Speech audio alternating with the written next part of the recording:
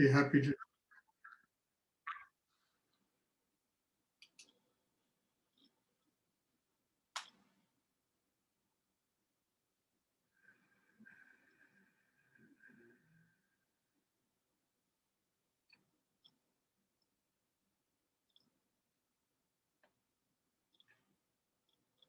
Does anyone have a question? Hi, Stuart, it's Paula. I have a question. What does divine wish of us? What does the divine wish of us? Yes. Probably mostly people begin to like and love themselves.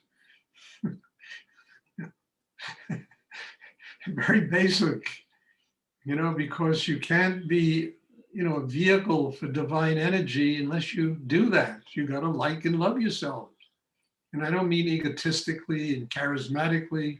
I mean from the center of the heart, with humility, with gratitude.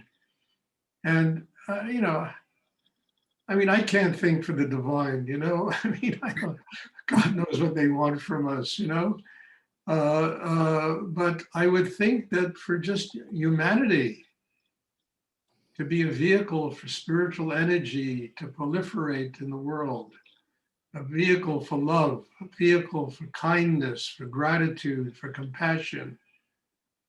I think that, this is what I don't know. As I say, I can't think for the divine. I don't know what goes on in the mind of God, let's say. But it would be a pretty good thing if the world kind of functioned that way. Mm. And I think it would be in service, and the only way it can function that way is in service to higher energy in the universe.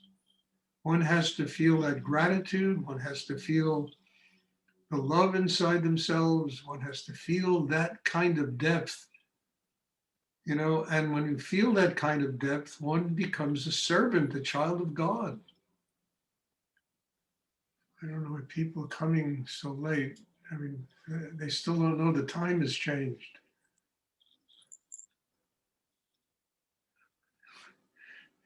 Laura, you're an hour late for the class. The time has changed. It's all right. Don't worry about it. Okay. Next time.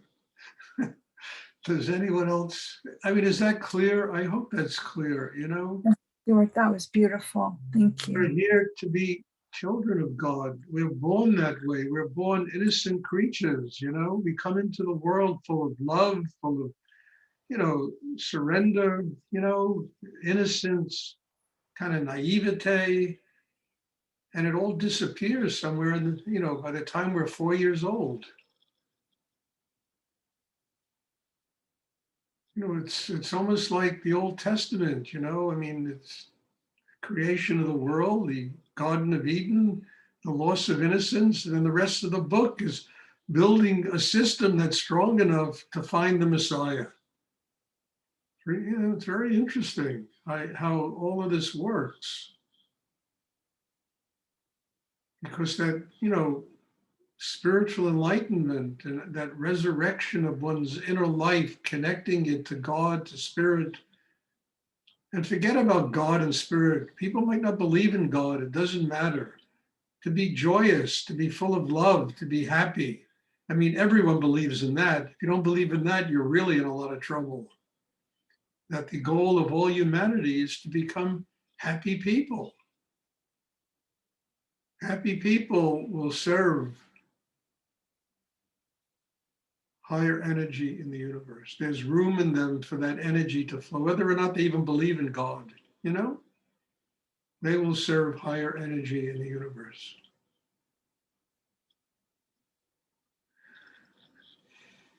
Does anyone else have a question they would like to ask?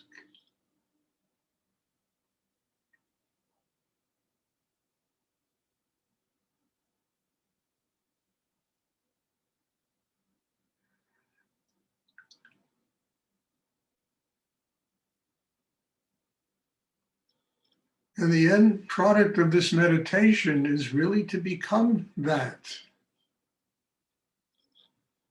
to really become, instead of being full of ego and ideas and opinions and, that we're gonna, throw on the world, it really has to do with being nothing.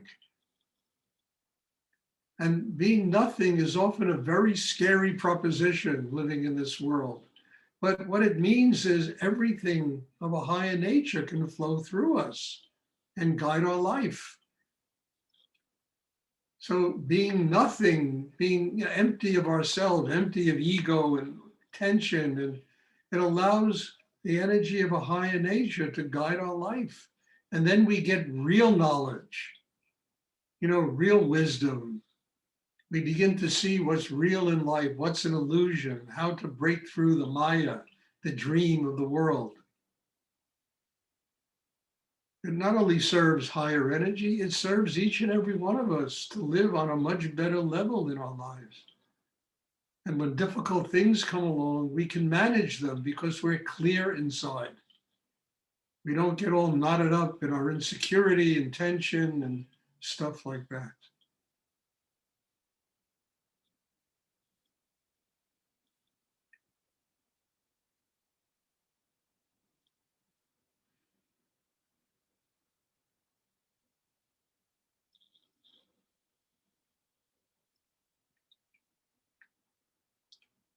Does anyone else have a question they would like?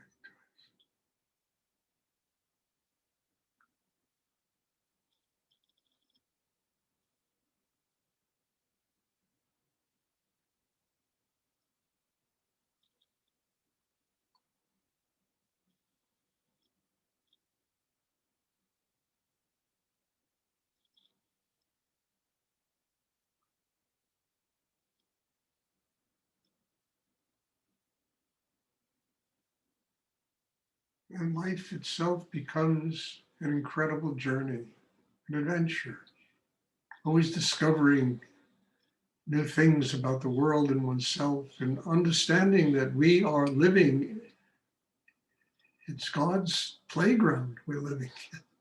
It's not us. I always kid around. You go to somebody's house and you don't want to redecorate their house. You go and this is God's playground. Everybody's trying to redecorate it to suit their own conception of reality. And, you have madness.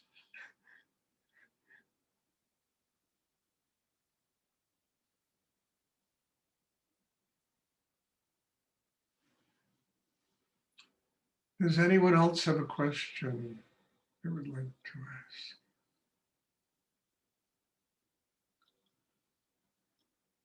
Okay, I just have an announcement to make. Last weekend in Europe and in the Middle East, they changed the time.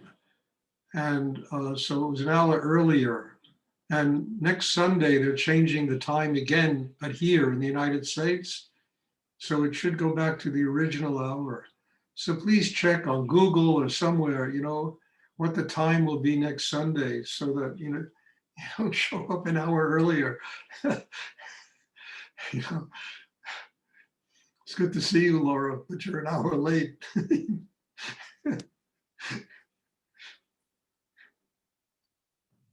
Does anyone else have a question they would like to ask? Okay, well, again, God bless you all. Thank you. It's my privilege to do this. I mean, I had somebody ask me a question the other day. I was talking about a teacher who was so powerful that he could knock down a horse. And I knew the teacher. I didn't know him, but I knew of him. And I had heard a lot of stories that were, I really didn't want to listen to. And I wrote him back. I said, look, I was once sitting in a lecture that a very powerful Indian Swami was giving. And he was talking about how the guru is God, and if you worship the guru, you will get your spiritual enlightenment. And my teacher, Rudy, was sitting behind me, and he whispered in my ear, Stuart, God is God. The best a guru can be is the servant of his students and the servant of God, higher energy. And that teaching went so deeply through me because I discovered right there and then that the key to spiritual enlightenment was humility, was service, was recognizing, that we have to serve each other. We have to serve a higher force, and that God is God. Perfection is perfection. All the rest of us struggling with imperfection and trying to grow every day. We have to accept ourselves that way, and then we have the humility to listen to life, to listen to the things that life has to teach us, and it's very dangerous to ever believe you've arrived. It really is, because it's the end of all growth and all spiritual, evolution. So this happened a couple of days ago, and I thought I would share it with everybody. And it's one of the reasons why I feel this deep sense of humility being here, being able to sit with all of you and open and allowing you to teach me where I have to go inside myself in order to connect with higher energy in the universe. So bless you all and thank you. And I'm looking forward to seeing people on Sunday when we have class again. And have a wonderful day, and check Google for the time. So that people... Stuart, Yes. hello. I want to see is just something, when we don't have a question, it's so nice that you are talking about something that you want to talk, because if you don't do that, I just feel that I am half awake good, Well, and I just want to say, I talk a lot, okay? yes, I know, but sometimes, nobody asks something, and if Well, you that's just okay. Then the silence talks, and the silence is not a negative thing. It comes because people are so deep in themselves that it's really sometimes difficult to ask a question. I know. But it all works, it all works. So bless you, dear, and thank you. Thank And you too. I will hopefully see everybody on Sunday, and God bless it. Love you, Thank you. Stuart. Thank you. Bye. Thank you.